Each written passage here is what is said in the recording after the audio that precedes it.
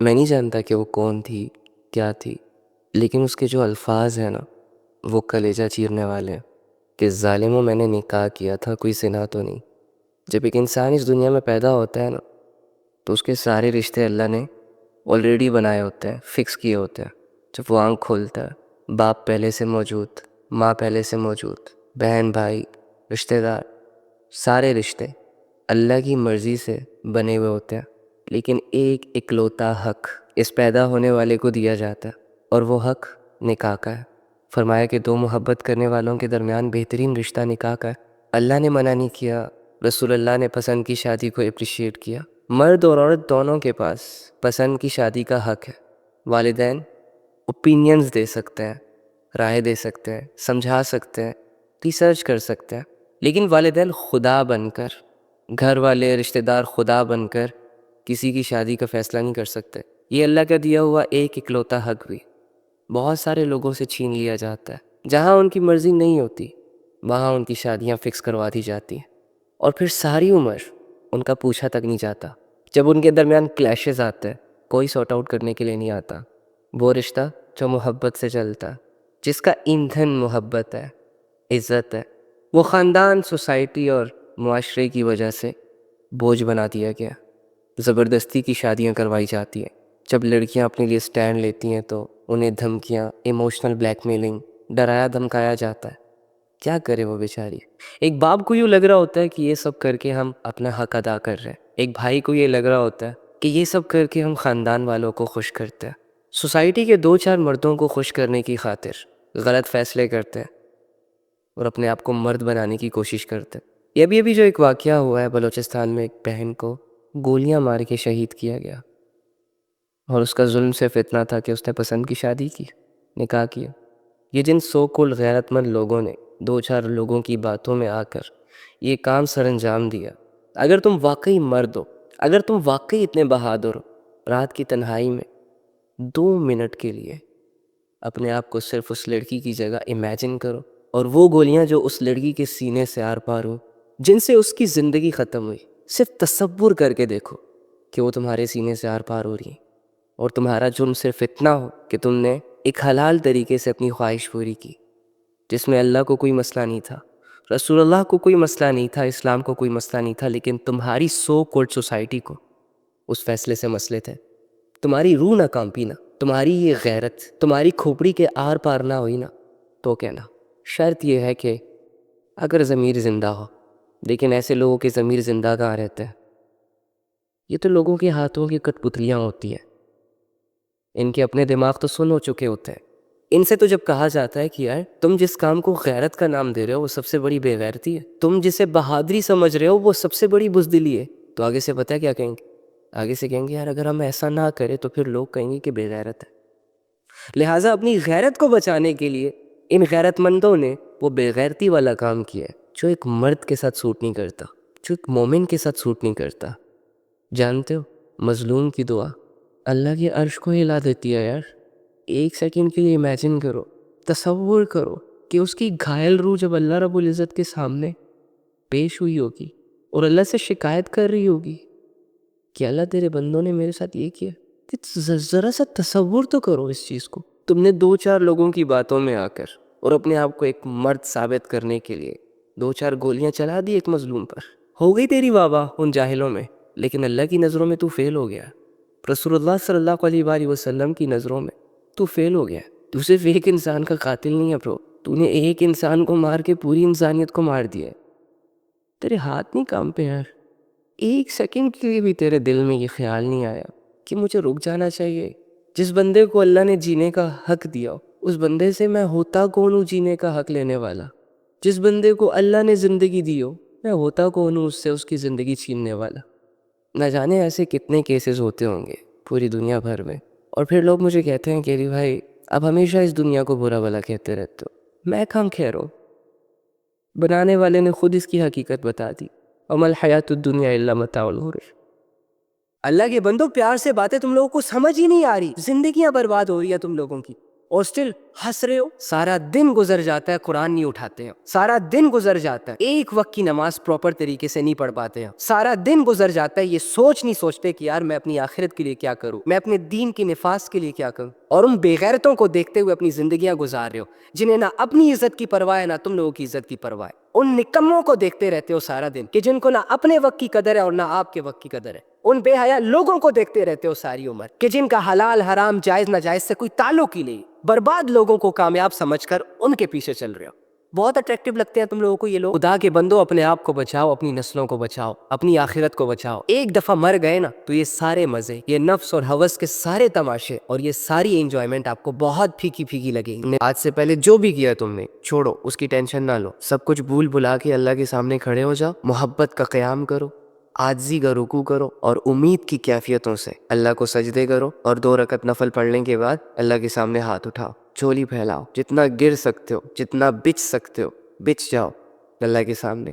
جتنی عاجزی ہے تمہارے اندر ساری اللہ کے سامنے رکھ دو اور اللہ سے کہو کہ اللہ بہت بڑے بڑے گناہ لے کر آیا ہوں, اے اللہ بہت بڑی بڑی بغاوتیں لے کر آیا ہوں. جانے انجانے میں نے ہر وہ چیز کی جس سے تو نے منع کیا, کچھ لوگوں نے کروائی, کچھ اپنی مرضی سے کی.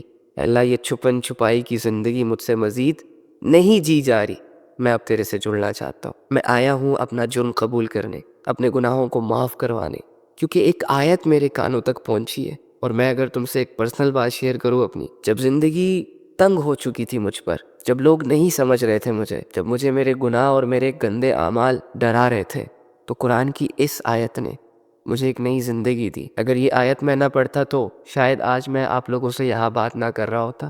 اور وہ ہے قُلْ يَا عِبَادِيَ الَّذِينَ أَسْرَفُوا عَلَىٰ أَنفُسِهِمْ لَا تَقْنَطُوا مِن رَحْمَتِ اللَّهِ. کہ اے نبی میرے ان بندوں کے پاس جاؤ جنہوں نے اپنی جانوں پر ظلم کیا, گناہ کیے, بہت بڑے بڑے لیول کے, اللہ کو ناراض کیا. جاؤ ان کے پاس اور ان سے کہو کہ اللہ کی رحمت سے مایوس نہ ہونا, اللہ سارے گناہوں کو معاف کر دے گا.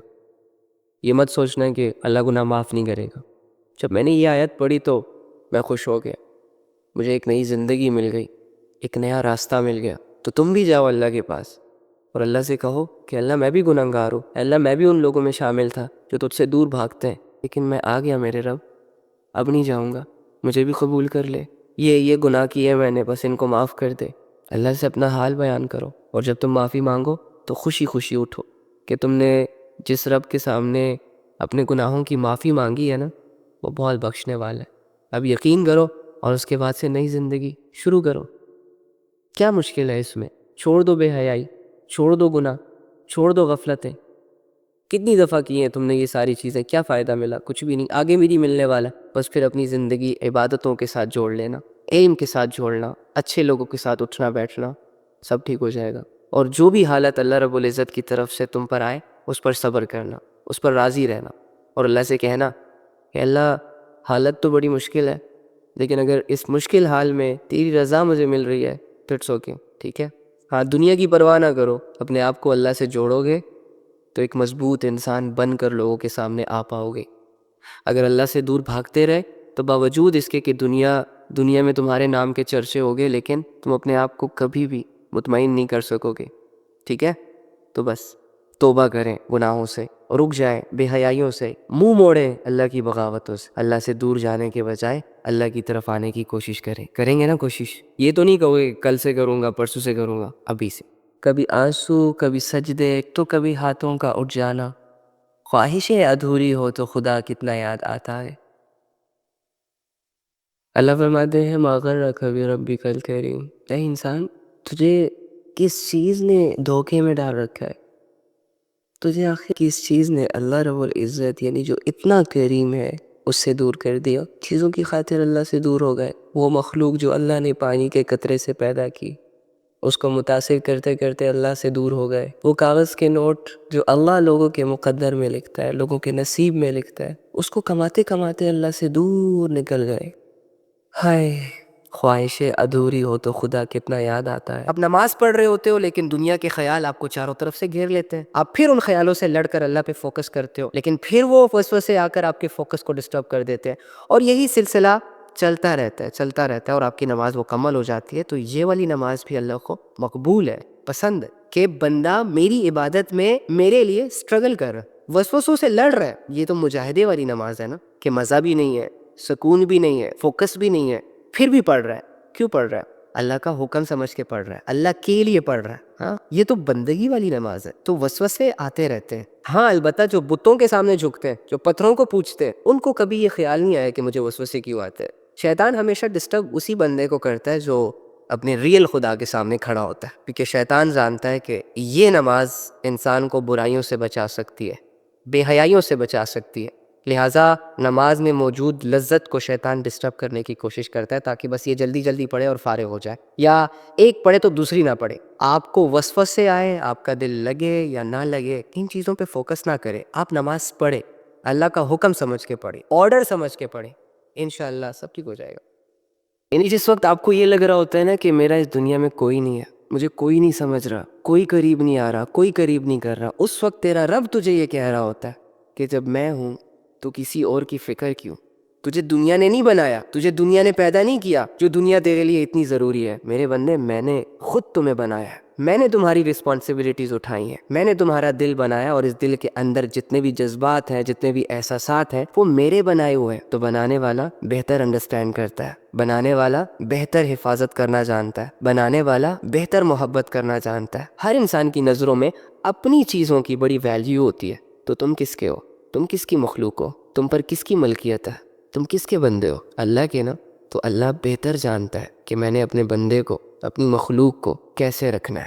بس آپ نے ہر حال میں اپنے مالک پر بھروسہ رکھنا ہے, یقین رکھنا ہے, اعتماد رکھنا ہے کہ دنیا تمہیں جتنا کمزور کرے گی, تمہارا رب تمہیں اتنی ہی پاور دے گا. کون ہے وہ جس سے گناہ نہیں ہوتے؟ آدھی دنیا شرک میں ڈوبی ہوئی ہے, اور بہت سارے عقل کے اندھے تو یہ بھی کہہ رہے ہیں کہ اس دنیا میں کوئی خدا ہے ہی نہیں. اینی ہاؤ, جہاں تک بگڑنے کی بات ہے نا, ہر دور میں انسانیت ہی بگڑتی ہے. شیطان کا زور انسانوں پر چل جاتا ہے, شیطان انسانیت کی ایک بہت بڑی تعداد کو گمراہ کرنے میں کامیاب ہو جاتا ہے. اللہ کے خزانوں میں جو سب سے قیمتی چیز ہے وہ ہے ہدایت. لیکن اس کا معاملہ بڑا عجیب ہے. ہمارے پاس جو سب سے قیمتی چیز ہوتی ہے, ہم اس کو سیو کر کے رکھتے ہیں, محفوظ کر کے رکھتے ہیں, کہیں گم نہ ہو جائے, یا کسی کی نظر اس پہ نہ پڑ جائے, یا کسی کو دینی نہ پڑ جائے, وغیرہ وغیرہ. لیکن اللہ رب العزت کے خزانوں میں جو سب سے قیمتی چیز ہے وہ ہے ہدایت. اور جو بھی اللہ رب العزت سے یہ قیمتی چیز مانگتا ہے دل کی گہرائیوں سے, پھر چاہے وہ مشرک ہو, کافر ہو, شرابی ہو, زنا کرنے والا ہو, یا ساری عمر اللہ کی نافرمانی کرنے والا ہو, اللہ رب العزت ہدایت کی دعا کو کبھی رد نہیں کرتا. ایک مشرک اگر شرک کرتے کر دے, اللہ رب العزت سے ہدایت مانگ لے, شرط یہ ہے کہ وہ دل سے مانگی گئی ہو, وہ تیار ہو اللہ کی بندگی کے لیے. تو اللہ رب العزت نے یہ نہیں دیکھنا کہ اس نے 70-80 سال شرک کیا, کیونکہ شرک کے بارے میں آتا ہے کہ اللہ رب العزت کو سب سے زیادہ جو غصہ آتا ہے وہ شرک پہ آتا ہے. اور بھائی آپ کی زندگی یہاں ہے, اس میں ہے, تم کہاں ڈھونڈ رہے ہو اسے؟ لوگوں کے چہروں میں, لوگوں کے سو کالڈ اوپینینز میں, سیلیبریٹیز میں, رونقوں میں, شہرتوں میں. گم ہو جاؤ گے, مزید گم ہو جاؤ گے. آزاد کریں خود کو ان زنجیروں سے جو شیطان نے آپ کو پہنائی ہوئی ہے, شیطانی وسوسے جو خواب بن کر آپ کے ذہنوں میں گھوم پھر رہے, جس نے تمہیں قید کر کے رکھا ہوا ہے. آزاد کریں خود کو ان خوابوں سے. پلیز نوجوانوں, اپنی زندگیوں اور اپنی جوانیوں کا سودا مت کرو. تم نے اگر اسلام کے لیے سٹینڈ لے لیا نا, تو تم چلو گے زمین پر, لیکن تمہارے قدموں کی آہٹیں فرشتوں کو جنت میں سنائی دے گی. لوگ اپنی چھوٹی سوچ سے تمہیں دیں گے گالیاں, دیں گے تمہیں دھکے, لیکن اللہ رب العزت تمہاری ایفرٹس کو اپریشیٹ کرے گا, تم پر رش کرے گا. ہر غلامی سے خود کو آزاد کرے, ہر اس سوچ سے اپنے آپ کو آزاد کرے جو انسان کو قید کر کے رکھتی ہے, جس کی وجہ سے انسان انزائٹی کو, اوور تھنکنگ کو دعوت دیتا ہے. چھوڑے ساری چیزوں کو, آج ابھی اسی وقت سے اپنی نئی زندگی کو سٹارٹ کرے, توبہ سے اس کی شروعات کرے, اپنی ایمانی کیفیتوں کو حاصل کرنے, اللہ کے حکموں کو پورا کرنے میں اپنی جان لڑا دے. اس محنت, اس کوشش میں اگر تمہیں موت آ گئی نا, تو واللہ یہ آسمان سے فرشتے اتریں گے تمہارے جنازے میں. لوگ اپنے بچوں کے مر جانے پر اتنا غمزدہ نہیں ہوں گے جتنا تمہیں لے کے غمزدہ ہوں گے. بس ایک مرتبہ اپنے اللہ کو ساتھ لے, اور زندگی کے ہر میدان میں اللہ کو اپنے ساتھ اتار. میں دیکھتا ہوں کہ تجھے کون ہراتا ہے, آپ کی جان, آپ کا مال, آپ کی اولاد, آپ کی زندگی. کلمہ پڑھنے کے بعد آپ نے ان ساری چیزوں کو اللہ کے حوالے کر دیا, جس کا بدلہ اللہ رب العزت تمہیں جنت کی صورت میں دے گا. یہ جب تم ٹوٹا ہوا دل اپنے رب کے پاس لے کر جاتے ہو, اور روتے ہوئے اپنے رب سے کہتے ہو کہ اللہ دل ٹوٹ گیا ہے, اور بدلے میں جو تمہیں اللہ احساس دلاتا ہے کہ اٹس اوکے, میں نے اس دل کو بنایا تھا نا, میں ہی اسے جوڑوں گا. ان کیفیتوں کو آپ بہت یاد کرنے والے ہو. مرنے کے بعد ہو سکتا ہے اللہ رب العزت آپ کو جنت دے, اور آپ ہمیشہ کی عیش و عشرت کے حوالے ہو جاؤ. بٹ اللہ کو بن دیکھے اس کی عبادت کا جو احساس ہے نا، شاید وہ جنت میں نہیں ہے. بن دیکھے اپنے رب کے سامنے رونا، بن دیکھے اپنے رب سے اپنے دل کا حال سنانا، یہ احساس بہت یاد آئے گا. تو اگر آج سے پہلے تم نے زنا کیا، جو کہ بہت بڑا جرم ہے، اور اللہ رب العزت نے اس جرم کی سزا اس دنیا میں دینے کا کہا ہے کہ جو بھی زنا کرے اسے 100 کوڑے سب کے سامنے لگاؤ، ترس نہ کھاؤ. اور اگر کوئی شادی شدہ ہے اور وہ زنا کرے، اگر ایسے بندے کا زنا پروو ہو جائے، اس کے لیے یہ حکم ہے کہ سب کے سامنے پتھر مار مار کے ہلاک کرو. امیجن، جس زنا کو ہم بہت چھوٹا سمجھ رہے ہیں، جس زنا کا آج کل بہت سکوپ چل رہا ہے، ہر لڑکے کو بہت ایزیلی لڑکی مل جاتی ہے اور ہر لڑکی کو ایزیلی لڑکا مل جاتا ہے، اور میٹھی میٹھی باتیں کر کے ایک دوسرے کا ایمان، ایک دوسرے کی آخرت تباہ و برباد کر کے رکھ دیتے. اتنا بڑا جرم کہ اگر شادی شدہ مرد اور عورت سے زنا ہو تو یعنی ان سے تو جینے کا حق ہی چھین لیا گیا. تو شکر کریں کہ آپ کو کسی نے دیکھا نہیں، شکر کریں کہ اللہ رب العزت نے آپ پر کوئی گواہ نہیں بنائے. تو اگر آپ سے ایسا بھی کوئی گناہ ہوا ہے نا، اور آپ بیشیمان ہیں، آپ سیڈ ہیں، آپ یہ ارادہ کر لیں کہ میں آئندہ نہیں کروں گا، تو اللہ نے جیسے تم پر اس دنیا میں پردہ فرمایا ہے نا، آخرت میں بھی انشاءاللہ تمہارے توبہ کی وجہ سے اور اس ارادے کی وجہ سے کہ آئندہ میں اس گناہ کو رپیٹ نہیں کروں گا یا نہیں کروں گی، اللہ آخرت میں بھی پردہ ڈال دیں گے، معاف کر دیں گے. ایمان لانے کے بعد اگر ایک مشرک کا شرک معاف ہو سکتا ہے نا، تو سچی توبہ کرنے کے بعد اللہ آپ کا ہر گناہ بھی معاف کر دے گا. گھر میں ماں باپ 2 وقت کی روٹی کے لیے پریشان ہے، اور بچہ کیا کر رہا ہے؟ موبائل فون سامنے رکھ کر ٹک ٹاکرز دیکھ رہا ہے. گھر میں ماں باپ اس وجہ سے پریشان ہے کہ بہن بیٹی کی شادی کیسے کرے، اور بھائی صاحب کیا کر رہے ہیں؟ موبائلوں پہ مجرے دیکھنے میں مصروف ہے، فنی کلپس، ولاگنگ دیکھ دیکھ کے اپنی بتیسیاں نکال رہے ہیں، اپنے آپ کو دھوکے دے. گھر میں ماں باپ پریشان ہے کہ آٹا ختم ہو گیا ہے، چینی ختم ہوگی، اور ان سوچوں اور ان فکروں نے انہیں مینٹلی ڈسٹرب کر کے رکھا ہوا ہے. جبکہ اسی گھر کا نوجوان بیٹا ٹک ٹاک پر لڑکیاں دیکھ رہا ہے، یا سوشل میڈیا پہ ایک بہت بڑا بدماش بنا ہوا ہے جو لوگوں کو ماں بہن ایک کر دوں گا کی دھمکیاں دے رہے ہیں. افسوس، سارے لا الہ الا اللہ پڑھنے والے لوگ سوشل میڈیا میں مصروف ہیں. ارے بھائی، اگر نہیں رہا جا رہا سوشل میڈیا کے بغیر تو کم سے کم اس کا صحیح استعمال تو شروع کر دو. معاشرے کو ایک اچھا پیغام، ایک اچھا سبق دینا شروع کر دو. اگر دیکھنے والوں میں سے ہو تو کچھ اچھا دیکھ لو، اگر سننے والوں میں سے ہو تو کچھ اچھا سن لو. اللہ کے بندو، ننگے جسم دیکھنے کا بہت شوق ہے نا، تو ہمت کرنا ذرا قیامت کے دن میدان حشر میں جب اللہ رب العزت نے سب کو ننگا کھڑا کیا ہوگا، اس وقت ذرا ہمت کرنا کسی کو آنکھ اٹھا کر دیکھنے کی. آج یہاں اللہ رب العزت عذاب نہیں دے رہا نا، زمین پھٹ نہیں رہی، آسمان پھٹ نہیں رہا، ستارے ٹوٹ نہیں رہے، ماتھوں پہ گناہوں کو لکھا نہیں جا رہا. ہر گناہ کرنے کے بعد بھی بندہ سیٹھ صاحب، نواب صاحب، عزت والا بنا پھر رہا ہے. شاید اسی لیے ہمیں پر لگے ہوئے ہیں، لیکن یہ پر بہت جلدی کٹنے والے ہیں. یہ روح اور جسم کا تعلق عنقریب جدا ہونے والا ہے. پھر حسرتیں کریں گے، ہم رو رو کے ہم گلے پھاڑیں گے، لیکن واللہ نہ ہمارے آباء و اجداد واپس آئے ہیں اور نہ ہم واپس آئیں گے.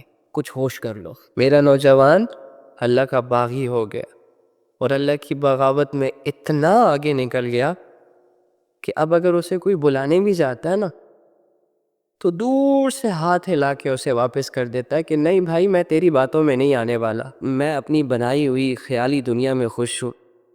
مجھے یہاں عزت ملی ہوئی ہے، مجھے یہاں شہرت ملی ہوئی ہے، مجھے پیسہ مل گیا ہے، اب مجھے میرے اللہ کی کوئی ضرورت نہیں ہے. خیر، اگر آج ہم اللہ کے ساتھ اٹیچ نہیں ہے نا، تو اس کی سب سے بڑی وجہ یہی ہے کہ ہمیں اللہ کی باتوں پہ یقین نہیں آ رہا. یقین آ جائے گا، لیکن ہم یقین کرنے کے لیے خود کو تیار نہیں کر پا رہی. یار اللہ اگر کہہ رہا ہے کہ وَهُوَ مَعَكُمْ أَيْنَمَا كُنْتُمْ وَاللَّهُ بِمَا تَعْمَلُونَ بَصِيرٌ، یار یہ اتنی مشکل بات ہے جو سمجھ نہ آئے. یار یہ اتنی مشکل بات ہے کہ جس کا یقین نہ آئے. یار رب رب ہو کے کہہ رہا ہے میں تمہارے ساتھ ہوں. میں نے کبھی بھی اپنے اللہ کو اپنے ساتھ محسوس نہیں کیا. رب رب ہو کے کہہ رہا ہے کہ میں تمہارے ہر عمل کو دیکھ رہا ہوں، کہ لوگوں سے تو میں چھپ رہا ہوں. اگر لوگوں کو میرے گنونے اعمال پتہ چل گئے، میرے گناہ پتہ چل گئے، تو میرا تو نام ہی چلا جائے گا، میری تو عزت ہی چلی جائے گی. لیکن وہ رب جو عزتوں کا مالک ہے، اس کا ایک دفعہ بھی نہیں سوچتے کہ اس نے یہ کہا ہوا ہے کہ تو جو کچھ بھی کر رہا ہوتا ہے میں اس کو دیکھ رہا ہوتا ہوں. جب یقین دل سے نکلتا ہے نا، تو باتیں محض باتیں رہ جایا کرتی ہیں. قرآن جیسی کتاب بھی ہمیں بدل نہیں سکتی. یہاں تک کہ حضرت محمد صلی اللہ علیہ وآلہ وسلم اگر خود بھی چل کر ہمارے پاس آ جائے نا اور ہمارے سامنے کھڑے ہو جائے اور ہمیں اپنا اللہ سمجھانے لگ جائے، تو اگر میں تیار نہیں ہونا سمجھنے کے لیے تو نبی صلی اللہ علیہ وآلہ وسلم کی بات بھی مجھے سمجھ نہیں آئے گی، جس طرح ابو جہل کو نہیں آئی تھی۔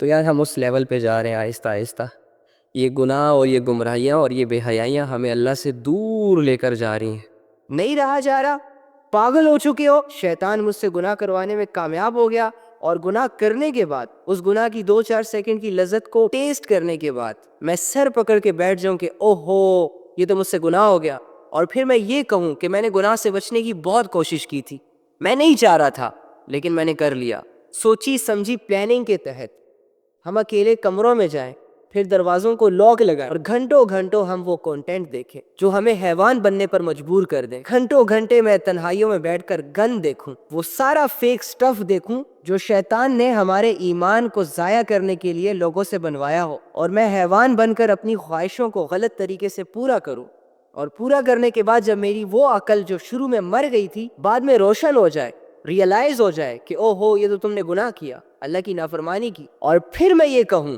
کہ میں گناہوں سے بچنے کی بہت کوشش کرتا ہوں، تو ڈوڈ یہ تمہاری کوئی کوشش نہیں ہے مسلمانوں، یہ رونے دھونے کا مقام ہے کہ میں نے اور تم نے اپنے ہاتھوں سے کچھ گناہوں کی بدولت، دنیا داری کی وجہ سے، پیسوں کی وجہ سے، شہرتوں کی وجہ سے، عزتوں کی وجہ سے، ایمان جیسی دولت اپنے ہاتھ سے ضائع کر دی، اللہ کا تعلق گوا دیا، اسلام پر غیرت گوا دی، عبادتوں کو چھوڑ دیا، آخرت کی فکروں سے آزاد ہو گئے، ہمارا بچہ بچہ گناہوں میں انوالو ہو گیا ہے، میری آنکھوں کے سامنے میری بہنیں شیطان کا لشکر جوائن کر رہی ہیں، میرے بھائی ذلیل ہو رہے ہیں، آج اللہ کا دین ہماری نظروں میں اتنا گر گیا ہے کہ اللہ کے دین کی خاطر گھروں سے نکلنا مشکل، دین کو سیکھنا مشکل، دین پر عمل کرنا مشکل۔ جب میرا عمل زیرو ہے، جب میرے دل میں اخلاص نہیں ہے، تو کیوں دعوے کر رہے ہیں پھر ہم کہ ہم مسلمان ہیں؟ اپنے آپ کو جھوٹی تسلیاں کیوں دے رہے ہیں ہم؟ ارے جو مسلمان اللہ سے نہیں نبھا پایا، کہ جس اللہ نے اس مسلمان کی ہر ضرورت کو پورا کیا، وہ تو انسان کہلانے کے بھی لائق نہیں ہے۔ جب میں نے اور تم نے اللہ اور اس کے رسول کے نام پر غیرت چھوڑی، جب میں اور تم گناہوں میں مصروف ہوئے، تو تبھی جا کے دشمنوں کے پاس یہ موقع آیا، ان کی یہ ہمت ہو رہی ہے کہ وہ آج میری مسلمان بہن کے سر سے چادروں کو اتار رہے ہیں، میری مسلمان ماؤں کو مارا جا رہا ہے، میرے بھائیوں پر ظلم کیا جا رہا ہے۔ آپ کے اندر غیرت ہوتی، شعور ہوتا، علم ہوتا، عبادت ہوتی، روحانیت ہوتی، تو دشمن کی یہ ہمت نہ ہوتی کہ وہ ہماری بہنوں کو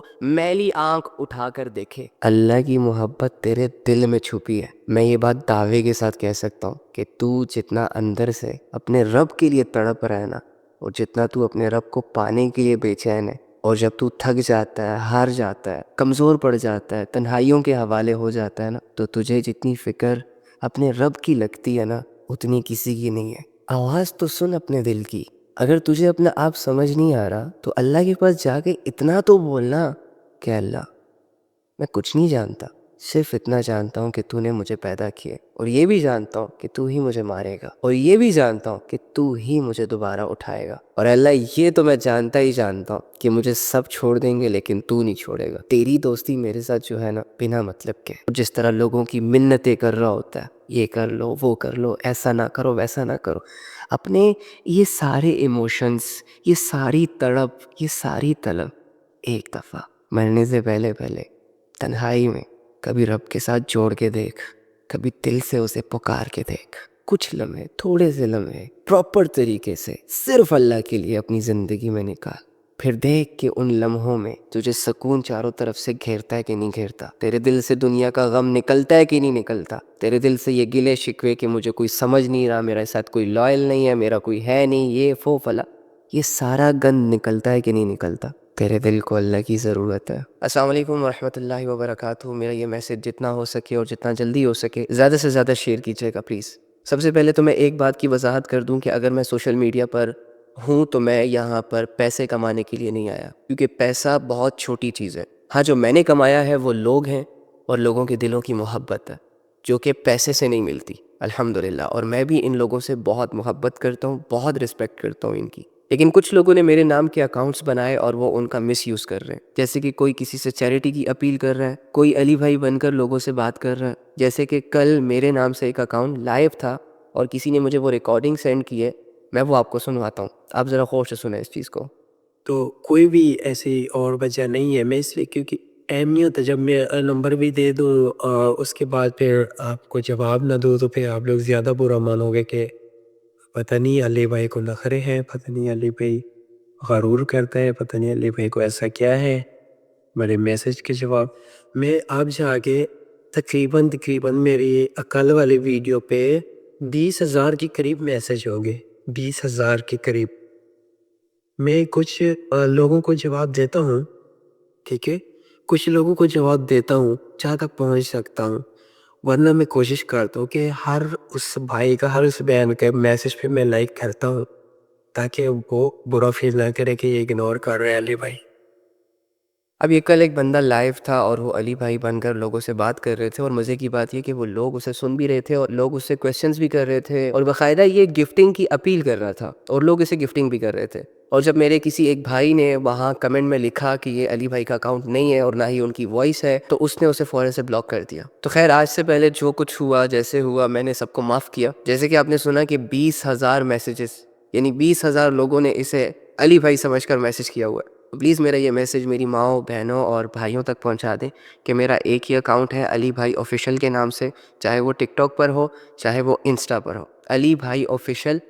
اس کے علاوہ میرا کوئی اکاؤنٹ نہیں ہے. یوٹیوب پہ چونکہ مجھے لمبی بات کرنی ہوتی ہے اپنے فالورز سے، اپنے بھائیوں سے، اپنی بہنوں سے، تو میں صرف یوٹیوب کو لائیو کے لیے یوز کرتا ہوں، اور یوٹیوب پر بھی علی بھائی آفیشیل کے نام سے ہی چینل ہے. وہ اسلام جو صحابہ کی قربانیوں سے ہم تک پہنچا، نبی صلی اللہ علیہ وآلہ وسلم کی قربانیوں سے ہم تک پہنچا، اس اسلام کو سستے دام بیچنا یا اس اسلام کا لبادہ اوڑھ کر، دھوکے دے کر، جھوٹ بول کر، فراڈ کر کے اپنا گھر چلانا، ایک مومن کا ضمیر ان چیزوں کے لیے تیار نہیں ہو سکتا.